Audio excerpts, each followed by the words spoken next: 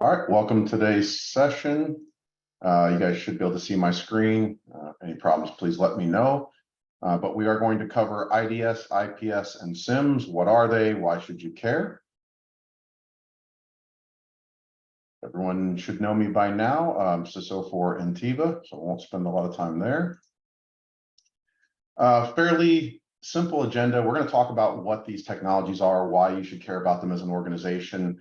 I did want to go in a little bit of extra detail and depth and give you what a typical infrastructure might look like, so you have some idea of the types of devices you'd have in there and how IDS, IPS, and SIEM play in that space. I also wanted to do a home security analogy just so you have something to visually represent in your brain, because I don't have pictures of everything. And then we'll go into how the tools work, where a SOC comes into play, and then what some of the benefits and constraints / challenges are. All right, so starting with a typical infrastructure, and I'll preface this for all the slides. Everyone's organization is going to be different. You may have some of this, none of this, multiples of this, but for all the slides in today's presentation, think about your current environment. If I'm saying something that does not apply to you, just let it go right past you. If it does, kind of think to yourself where this is, how it fits into the scenario. But this is going to be here's kind of what's typical to hit the general masses or broad market.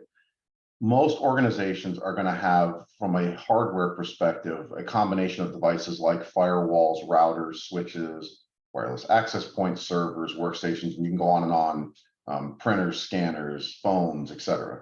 But from a networking perspective, what we're really concerned about here is the fact that you have firewalls, routers, switches, and access points.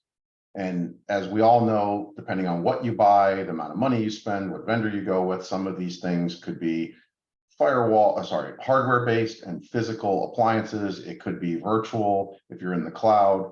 It could be a SaaS service you're paying for, and there could be combined things. You might be buying one piece of hardware that has multiple components in it. That's fine for the sake of today's conversation. What's important is what these things do.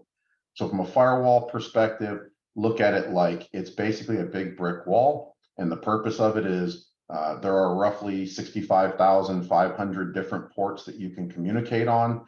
Your IT administrator, your MSP, whoever you're dealing with, is basically setting that to say, here are the exact ports that I will allow communications.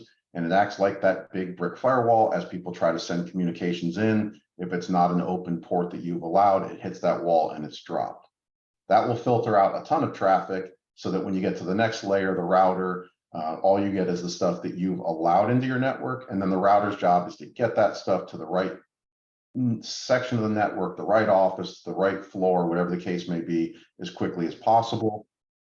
And then the switches and wireless access points, obviously the wireless access points give you a way to get on networks wirelessly. The switches are a way to connect and plug into from a port on a wall. This will be the point at which in the network it's making sure the traffic's getting to the right person. And then obviously you're typically using a server or workstation to access it, although you could have BYOD and tablets and phones and all those kinds of things.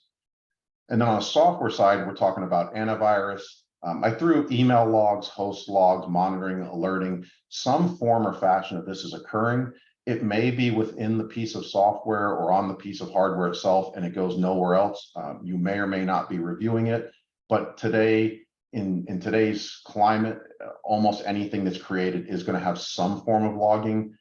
Based on whether it's a COTS off-the-shelf product or a custom app, it will have different levels of logging, and then depending on your access and how things are set up, how much you collect could be determined and be different for each person. But the point here, before we get into IDS and IPS, is that these logs are being generated somewhere, even if you never see them, know about them, or review them. So when we talk about IDS and IPS and SIEM, what are they, and why should you and your organization in a particular industry vertical of a particular size and revenue care? First and foremost, IDS is Intrusion Detection System. So it can be hardware or software or a combination, but its purpose is just to detect malicious behaviors, hence the term intrusion detection. There's slight variance when you get to Intrusion Prevention System, or IPS, and it's actually designed to block malicious behaviors. And this is a very critical point, because as you go out and do research, you receive marketing information, maybe someone demos a product for you, you have to be clear about whether or not it's an IDS, IPS, or it functions in both. You don't want to sign up for a service thinking that this is going to automatically block behaviors for you, when in reality, what you signed up for is something that detects and alerts only. Then there's the SIEM component, System Event and Information Management. This is software that's installed that takes all those logs that we talked about on the previous screen, allows you to forward them into this one system. It correlates them, it parses them, and it puts it into as close to what we can call a single pane of glass for an organization. Now, at this point, even if you have a SIEM, all you really have is a means of saying, hey, if I have 50 devices and those 50 devices are sending logs to me, I'm aggregating them all in one location. Depending on the SIEM, and we'll talk a little bit more about it later, how mature the SIEM is. And this is typically based on how well known the product is, how much money they've spent on R&D. There are exceptions, but for the most part, you're going to get what you pay for here, because the larger SIEM companies and developers are going to integrate with more products, ingest more logs and more log types. They're going to parse them for you, and they're going to make the job of the SOC analyst a little bit easier. So all SIEMs are not created equal, just like all IDS and IPS systems are not created equal, and we'll talk about where that can bite you later. And then at the bottom here, that last kind of bullet is the importance here is there's a lot of security benefits that these things offer. If you had to boil it down to just a few, though, giving you visibility into what's happening on your network and on your devices from the logs and from the alerts that these things generate is probably the first biggest thing that everyone wants. Once you get that visibility and you see what's there, you want to correlate data and events so that you can take indicators of compromise and piece this puzzle together to build a picture. Ideally, you'd like to automate some protection. You want to have support for investigations, etc. So you could probably put 100 different things down here, but really what this is boiling up to is I want to be able to look at my environment and take actionable behaviors on the things that I'm seeing. And the SIEM does this, as well as some of the IDS and IPS technologies. But I want to give you an analogy of a home, because I think as we go through the rest of the slides and how these devices work, this will be important. It doesn't really matter what sensors are listed here. This graphic just off of Pinterest has a different, bunch of different types of sensors and alarms.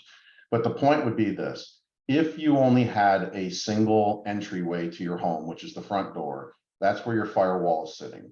Now, just like in a home, there's more than one entrance to the home. There's likely more than one entrance into your environment, depending on if you're cloud, you're on-prem, you're hybrid, you have remote workers. So potentially there's a need for a firewall at every one of those ingress and egress points. IDS and IPS, where I put them, is kind of where the sensors and the alarms come in. So an IDS, for example, would be something like a vibration sensor or a motion sensor. Someone triggers that in the home, and it's going to alert that system, and it's going to generate some alert with a date timestamp. Hey, X just happened in this area. That's what the IDS is going to do. It's going to create that alert. It hasn't prevented anything, and it hasn't called anyone. If you were to move over to the IDS, sorry, that's the IDS. If you move to the prevention system, the IPS, that's where you're actually going to block something.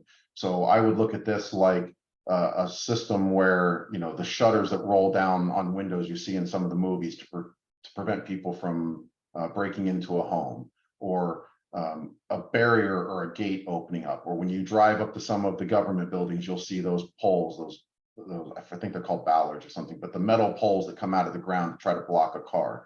Those are all ways that you prevent things from occurring, and an IPS is going to do something similar.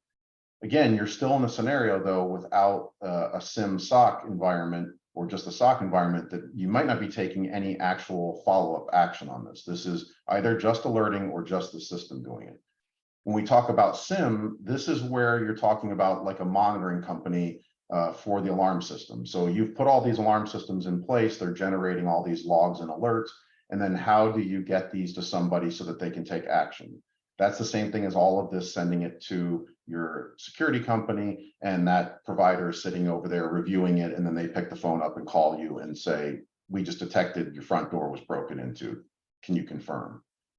And then the SOC is the actual people who are using the SIEM tool, as well as the analysts who are doing the review and then reaching out to you. So if any one of those components is technically missing, you have a gap. And if more than one is missing, you may actually have unactionable intel in that you're collecting some log, but you don't know what to do with it, or you don't have anyone in the background doing anything with it.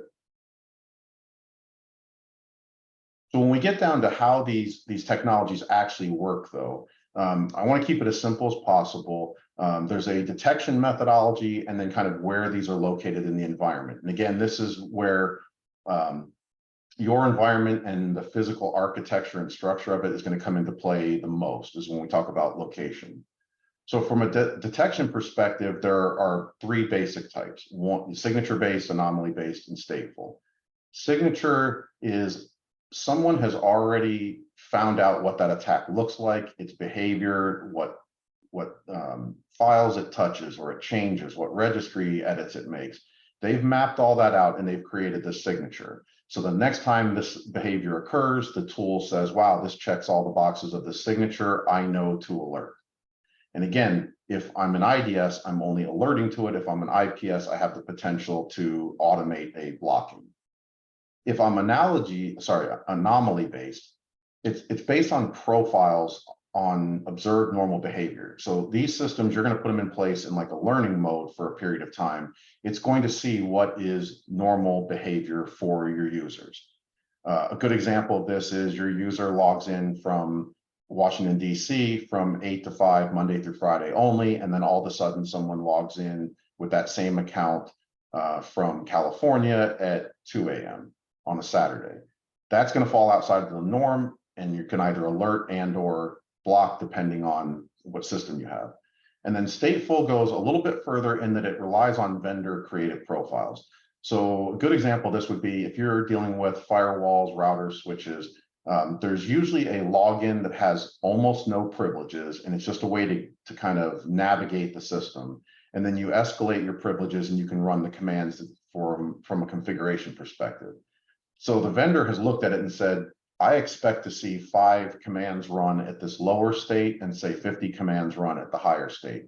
If someone starts attacking you and attempting to run any of those 50 commands at the lower state, it could be that you have an employee who's maybe not familiar with the command structure and they're accidentally doing it, or it could mean you have an attacker. It's going to take into account some additional things, how many commands are being sent to it over what period of time, all those things. But let's say someone tried to send a command 50 or 100 times inside of 5 minutes at the wrong state. The stateful analysis is going to detect this and say, I think this is a problem, and alert or block.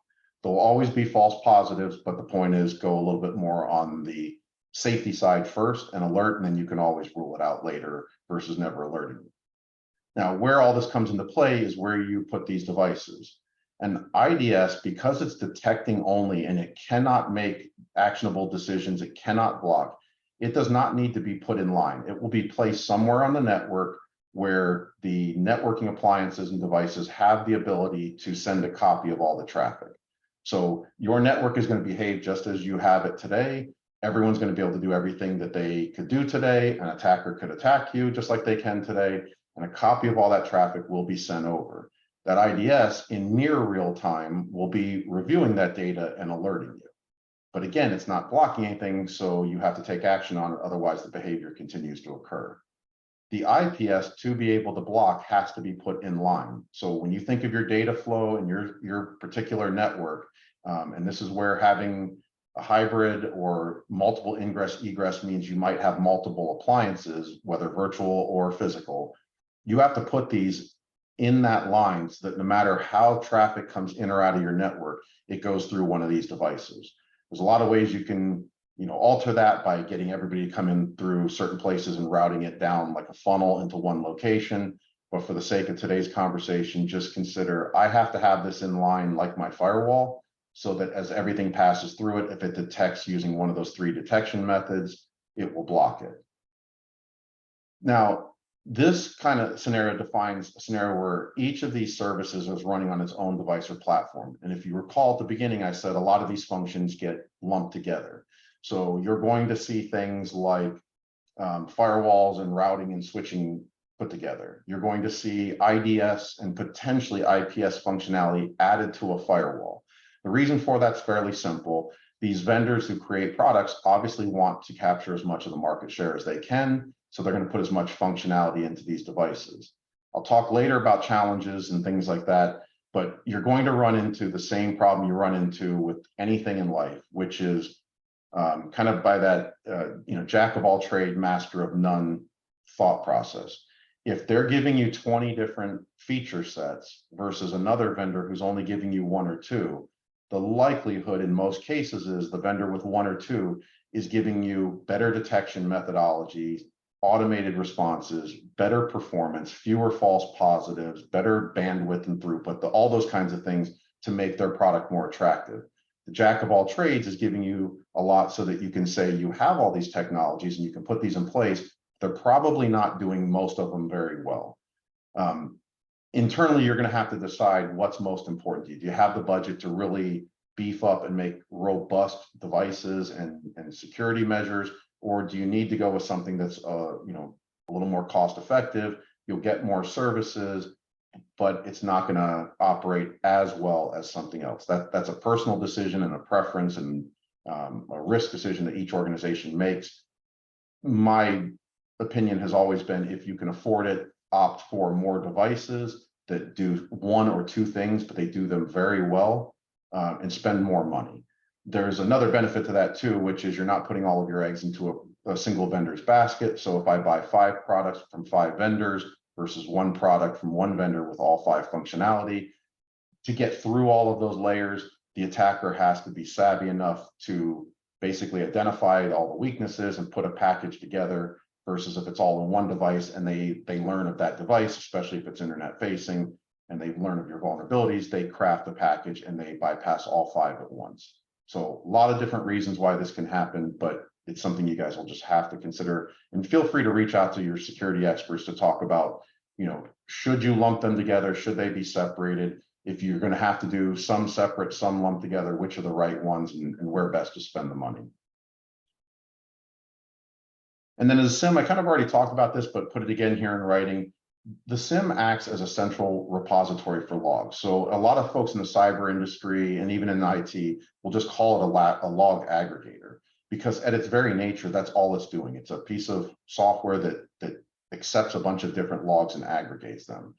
Where the kind of magic comes in with the SIEM, if you will, is that the better the SIEM, the easier for it is to ingest any type of log, parse it in a manner that the SIEM can understand it and distinguish different aspects of the logs on a per vendor basis, and then allow the system to look for indicators of compromise and correlate these behaviors and events, and then alert something on a dashboard.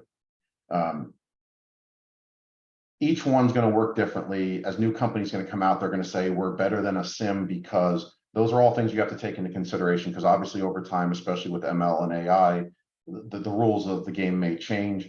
But at the basic heart of it all, this is a log aggregator, and it's up to the people to then make use of it. So the SIEM is going to define some rules, and it'll do some things out of the box, some things that the user is going to have to configure. But this is where you're going to define what threats and alerts you're going to generate, how often, how quickly, who it's going to go to, those kinds of things. If you don't have a SOC, it's going to have to go all in-house, and someone internally is going to have to accept this from like a Outlook mail perspective and all the alerts they're getting. The SIEM can be paired with a tool called a Security Orchestration, Automation, and Response Platform, or SOAR. This is a way to create automated playbooks so that when an alert or a threat is detected, you can have a playbook that says step 1, do this, step 2, all the way through however many steps there are. And if you have all the right tools and all the right processes, you can define each step and potentially automate the entire process for that particular type of threat. You will have to do it on virtually every type of threat that you want to automate. And then you'll also have to go out and buy the tools that will work with that SOAR. So the only reason I mentioned SOAR here is you do have the ability to automate, but it can be complicated and expensive. If you don't have it though, in most of the cases, even when you do have it, you still need human beings to interact. And we're going to talk about that on the next slide. And then, as I mentioned earlier, the quality of the SIEM is going to have a lot of factors, but primarily how many types of logs can it collect? How does it parse it? How good is it at parsing a log? If you have 3 different vendors sending logs in and it can only parse 2 correctly, then a human's going to have to go in there and teach it how to parse the 3rd one. And by teach it, I mean open up the logs and say, when this log comes in, this first field is the date. The second field is this. It has to learn that so that it knows how to separate that data and allow you to query. How many applications can it integrate with? The larger the vendor, the more R&D they typically have. As each vendor is putting out a product, they're going and creating an application that you can load into that SIEM, which will then take that data in and put it in a digestible manner on your dashboard for you. And it'll come with custom, canned reports and dashboards and things like that. And then the quality of the algorithms, how well they're finding things, how well they generate things, how quickly they work, how much resources do they take to run, how long do they take to run. All of that has to be taken into consideration. So my recommendation is, if you're going to farm this work out to a third party like your MSP, the MSP's already gone down the path of selecting something that will work both from a budget and performance perspective. If you're going to bring it in-house and do it yourself, you're likely going to have to do a bunch of proof of concepts and work through which ones work for you. And where does a SOC come into play?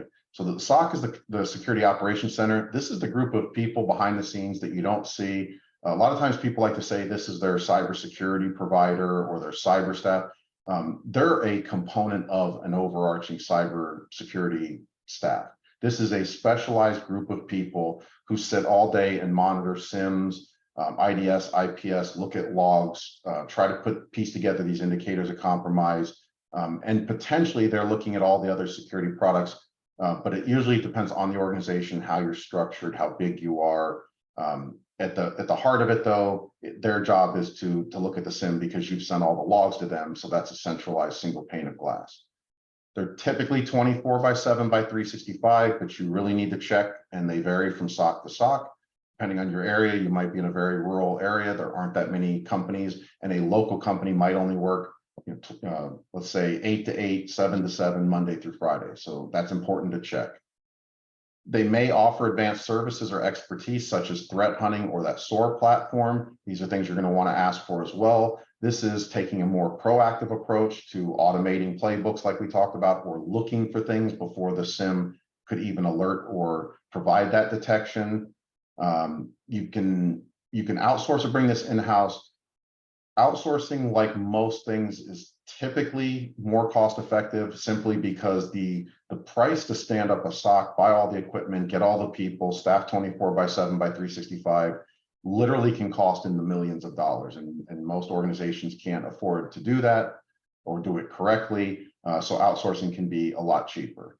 You're going to get a lot more flexibility in-house, obviously, because you control the product, you can tweak it and configure it to anything you want, where when it's outsourced, you have to go with whatever the standard package is, and maybe there's a slight amount of customization that can be done. That's what the SOC does. The asking when does a SOC come into play should be your next question. And my opinion is, when one or more of these items is a reality, you need a SOC. It's okay to check the box from a compliance perspective and not have a SOC and say that you're going to internally review all of these logs. But the reality is, if you're being honest with yourself, who has the time to do this? This is a dedicated job in and of itself. Machines do it a lot faster than humans. You're not going to be able to do this, and quite honestly, you're not going to do it. So you may tell someone from an audit perspective you're doing it, but the reality is you won't be. Or if you're doing it, you're looking at a very small subset of tasks, and then you're relying on other tools to do the alerting, and you're just going out and looking at the alerts. So in most cases, SOC really is the right answer. The bigger question becomes, is it in-house or outsourced? And last but not least, talk about a little bit of the benefits and constraints. The benefits of adding any of these appliances, devices, technology, software is going to be that you're going to increase your overall security posture. I look at things as a good, better, best model. You may not be able to afford to go out and buy the best of everything. There are certain areas where paying for better and best is definitely better than good. but having everything at good is better than not having it at all. So I don't want to discourage anyone from signing up for any of these types of services or buying these products. Just be diligent and do your due diligence in what are you buying and what are you getting for the money. They allow you to become proactive in nature. How proactive you get depends again on what you're buying. You're absolutely going to get more visibility into your network no matter what you do. And at some point, it's going to give you some added peace of mind. I don't know how much. That's going to depend on the person, your own risk tolerance, your risk appetite. But as an organization overall and as an individual, you should get more peace of mind that you're doing better and taking security more seriously than you were in the past. One of the things that you'll see here on both sides speaks to ROI as both a benefit and a constraint. Once you have these tools, and I'll take an IPS as an example. An IPS, let's say you look back after a year and the IPS will tell you flat out, I've blocked 2 million attack attempts. That makes it very easy for you to go show a return on your investment. Look how much money we spent, we weren't hacked, and here's all the things that it blocked. The challenge is you don't have that information until you buy it. So it's kind of like the cart before the horse. So one of the difficulties in buying some of these tools, especially given that they're usually more expensive, is that you have to make a business case. You have to take funds from some budget that was likely not allocated for this purpose. And then you have to try to get this in place so that you can prove the ROI. However, there's typically the business side of the house saying, prove it to me in advance. One of the areas that security folks tend to say is, well, you know, the ROI is if we don't get attacked. How do you put a price tag on that? You know what it costs if attacked, but the cost of not attacking it should justify these purchases. That one's a tough one to argue. So I again would say if you have to make a business case, go out and get some market data. The vendors can also provide you a lot of data because it helps them sell their own product. You will have to look at budget. Budget's going to be the thing where you're going to come up to the question of what do you buy and how much do you spend. And this again, if you have to put it all in one appliance type deal, do it because it's better than nothing. But anywhere that you can break these technologies out into their own unique specific devices or pieces of software, please do so. The benefits are much greater. When you go to look at these types of vendors, you now should hopefully be able to go and talk to them and say, tell me what type of methodology you use. You know, if they're using signature based because it's all in one versus the static analysis or anomaly based as a separate device, that would be the indicator to you. Do I want to spend some more money and get that better product? Going with the large vendors is not always the best thing to do, especially from a cost constraint perspective, but understand there are always some benefits with going with larger organizations. They typically have more money for R&D. They typically have better tested products. If they're in the federal space, working with DoD, for et cetera, they're testing all their research and development out on those folks, getting buy-off, meeting all of their security constraints, and then making it available to the mass market. They oftentimes will have better customer support, quicker response, better knowledge bases, all of those things. It's not guaranteed, though. There are quite a few large vendors who struggle in those areas, especially when they're acquired by other companies. But nonetheless, as a starting point, that's a pretty good rule of thumb. And then remember that depending on what you purchase, if you're purchasing low end and you're not paying for a SOC or you're not paying for something that's automating response, you will have to do that yourself. So knowledge and experience gaps come into play. Do you have the people? Do they have the time? Do they have the resources and knowledge to do this? How do you get this done? And then the overall time to implement. The more things that you implement, the things that have to go through learning modes, the things that have to be tuned and tweaked, that's all going to take time to implement. So from the day you ask for it to the day you see ROI will differ from everything that you purchase. Keep all of that in mind if you have deadlines and if you have audits and things of that nature coming up, because you might need something in place to check the box and you might not have time to wait versus you want to do this over time. So you want to get it set up correctly, and then taking longer to show ROI is really not an issue.